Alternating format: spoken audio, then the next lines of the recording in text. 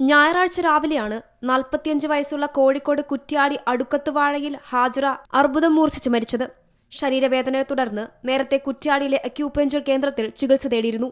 രോഗം സ്തനാർബുദമാണെന്ന് തിരിച്ചറിഞ്ഞിട്ടും രോഗിയെ അറിയിക്കാതെ കുറ്റ്യാടിയിലെ വനിതാ അക്യൂപഞ്ചറിസ്റ്റ് ചികിത്സ തുടരുകയായിരുന്നുവെന്ന് ബന്ധുക്കൾ പറയുന്നു. പഴുപ്പ് പൊട്ടിയൊലിക്കുമ്പോഴും രോഗം സുഖപ്പെടുത്തുന്നുവെന്ന് രോഗിയെ വിശ്വസിപ്പിച്ചു. അശാസ്ത്രീയ നിർദ്ദേശങ്ങളാണ് ഇവർ നൽകിയതെന്നും ഇതിന്റെ തെളിവായുള്ള വോയിസ് ക്ലിപ്പുകൾ പുറത്തുവിട്ട് ബന്ധുക്കൾ പറയുന്നു. വലൈക്കും അസ്സലാം വറഹ്മത്തുള്ളാഹി വബറകാതുഹു. അത് ഹാജറാക്ക് അങ്ങനെ സംഭവിക്കുന്നില്ലേ? നല്ലോണം നീരെടുത്ത് പിടിക്കോ, എന്നിട്ട് അതിൻ്റെ ഉള്ളിൽ കൂടി പുറത്തേക്ക് പോവോ, അല്ലെങ്കിൽ ചിലപ്പോൾ പനിച്ചിട്ട് അത് ഔട്ടാക്കോ, അല്ലെങ്കിൽ മെൻസസ് രൂപത്തിലോ അങ്ങനെ ഏതെങ്കിലും ഒരു രൂപത്തിൽ പുറന്തള്ളും കേട്ടോ. നിങ്ങൾ വെയിൽ കൊള്ളാൻ മറക്കരുത്. ഒരു 10 മിനിറ്റ് 15 മിനിറ്റ് നേരം വൈകുന്നേരമുള്ള വെയിലുണ്ടല്ലോ, അതായത് 4 മണിക്ക് ശേഷമുള്ള, അതേപോലെ തന്നെ രാവിലെ 10 മണീൻ്റെ മുന്നേ ഉള്ള ഒരു 10 മിനിറ്റ് നേരം ആ മുലക്ക് മാത്രം ഒന്ന് ടെറസിൻ്റെ മേലെ പോയിട്ട് ഒന്ന് വെയിൽ കൊള്ളിച്ചാൽ മതി കേട്ടോ. പിന്നീട് ഹാജറയെ കോഴിക്കോട് എരഞ്ഞപാലത്തെ മറ്റൊരു അക്യുപഞ്ചർ ചികിത്സാ കേന്ദ്രത്തിലേക്ക് വിട്ടു. പച്ചവെള്ളവും 4 അത്തിപ്പഴവുമാണ് ഇവർ നിർദ്ദേശിച്ച ഭക്ഷണം. മറ്റൊന്നും കഴിക്കരുതെന്നും നിർദ്ദേശിച്ചു. ഒടുവിൽ 6 മാസം മുൻപാണ് രോഗം ക്യാൻസർ ആണെന്ന് അടുത്ത ബന്ധുക്കൾ തിരിച്ചറിഞ്ഞത്. അപ്പോഴേക്കും രോഗം 4ാം ഘട്ടം കടന്നിരുന്നു. തുടർന്ന് കോഴിക്കോട്ടും ബാംഗ്ലൂരിലുമായി സ്വകാര്യ ആശുപത്രികളിൽ ചികിത്സ തേടിയെങ്കിലും ഞായറാഴ്ച രാവിലെ മരണപ്പെട്ടു. ഈ രോഗം ഏറ്റവും അവസാന ഘട്ടത്തിലാണ് ഞങ്ങൾ അറിയുന്നത്. അതിന് കാരണം എന്ന് പറഞ്ഞാൽ, കാരണക്കാരി എന്ന് പറയാം, ഫെമിന എന്നൊരു കുറ്റ്യാടിയിലെ അക്യുപങ്ക്ചർ ഡോക്ടറാണ്. ആ ഡോക്ടറെ അടുത്തായിരുന്നു ഞങ്ങൾ ആരെയും അറിയിക്കാതെ ഹാജറ ഫസ്റ്റ് ട്രീറ്റ്മെൻറ്റ് സ്റ്റാർട്ട് ചെയ്തത്.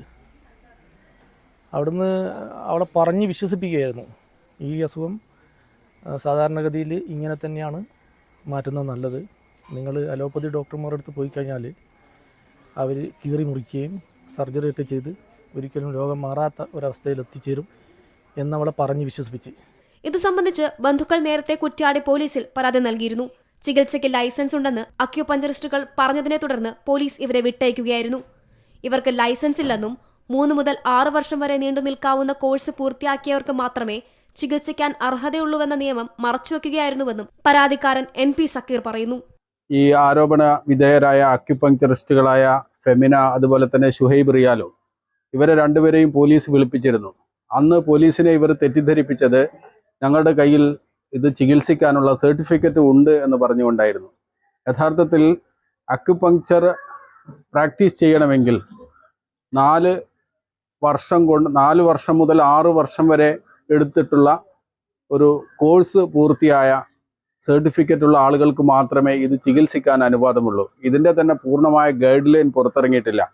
ആ സാഹചര്യത്തിൽ അക്യുപങ്ക്ചർ എന്ന പേരിൽ രോഗികളെ ചികിത്സിക്കാൻ ഒരാൾക്കും അവകാശമില്ല എന്നുള്ളതാണ് യാഥാർത്ഥ്യം.